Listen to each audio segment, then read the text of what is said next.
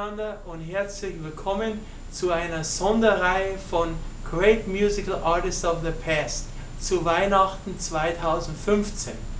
Mein Name ist Florian Stollmeier und unser Thema heute ist das populärste Weihnachtslied der Welt, Stille Nacht oder Silent Night. Stille Nacht oder Silent Night gehört zum immateriellen Kulturgut im deutschsprachigen Raum und auf der ganzen Welt. Es gibt mindestens über 700 verschiedene Interpretationen von Stille Nacht oder Silent Night und das weltweit. Eines der schönsten Interpretationen von Silent Night stammt von Mahalia Jackson, der Gospel Queen. Sehr schöne Interpretationen von Stille Nacht stammen vom Traumduo der Deutschen Oper Fritz Wunderlich und Hermann Brey. Weitere Versionen sind von den Gebrüdern Rehmer aus Garmisch-Partenkirchen in Oberbayern und dem Münchner Zitherspieler Rudi Knabel.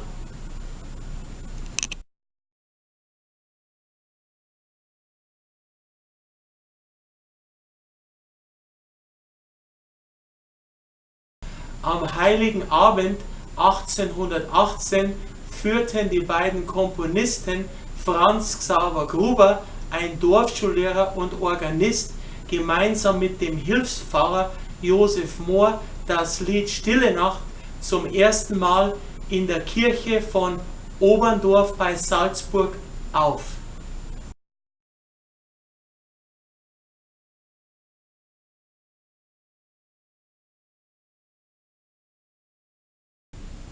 An diesem Abend war ausgerechnet die Orgel ausgefallen und Josef Mohr musste sich, Gruber und den Kirchenchor auf der Gitarre begleiten. Dank dem Orgelbaumeister Karl Mauracher aus Fügen im Zillertal gelang das Lied Stille Nacht nach Fügen im Zillertal, wo es die bekannten Rainer Sänger aufgriffen.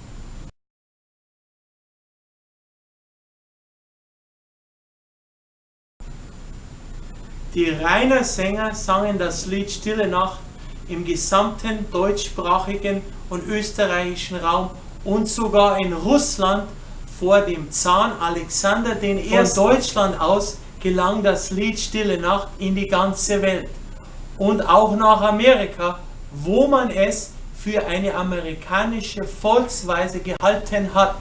Die Version von Bing Crosby aus dem Jahre 1935 verkaufte sich über 10 Millionen Mal.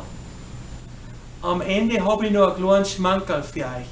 Der Wunderlich Fritz mit seiner Zauberstimme singt Stille Nacht und dann danach der Alfredo Kraus, ein österreichisch-spanischer Tenor, singt Noche de Paz. Und zu guter Letzt spiele ich es noch selber auf der Gitarre. Eine schöne, starke Zeit noch, frohe Weihnachten wünscht euch euer Florian Stollmeier.